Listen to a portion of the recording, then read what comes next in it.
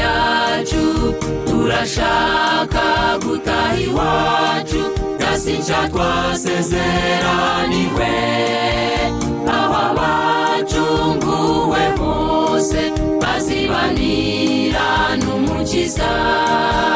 Muri iyo sinca nziza umunezero gusa, tuzasezera kuri iyi si tutumbagire ikirere, tuti bayi bayi wasiwe ibyawe byaturushaga, tuzaruhuka imiruho yose twabanaga ku isi. No kurira,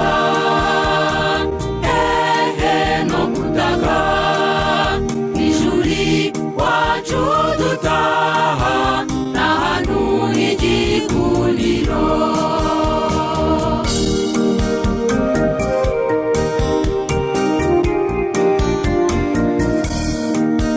Dore umwana avuka arira, atangiye imibereho y'isi, agakurira mu maganya, nzambara iki? Uburwayi, intambara, gupfusha, nawe akarinda afatanyuzwe, aho dushaka gutaha ibyo ntibizagerayo. Tuzasezera kuri iyi si tutumbagire ikirere, tuti bayi bayi wasiwe ibyawe byaturushaga, tuzaruhuka imiruho yose twabanaga ku isi. No kurira,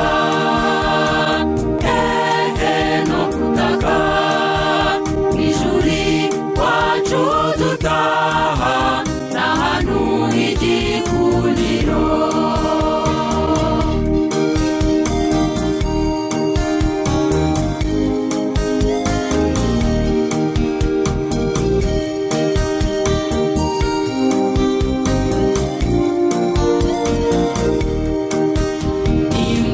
Imbonangezi iwacu zicara maze niruhutse, nzahoberana na Yesu, Adamu, Eva n'abandi bose, tuzatambagira uwo murwa, tuzaririmbira y'amashimwe, aho dushaka gutaha nawe ndahakwifurije.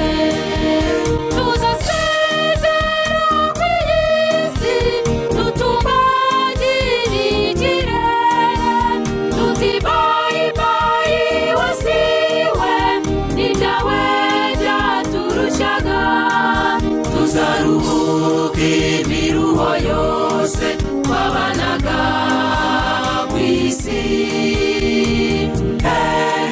No kurira, no kutaka, ijuri wacu dutaha n'ahantu h'igikundiro. Tuzasezera kuri iyi si tutumbagire ikirere, tuti bayi bayi wasiwe ibyawe byaturushaga, tuzaruhuka imiruho yose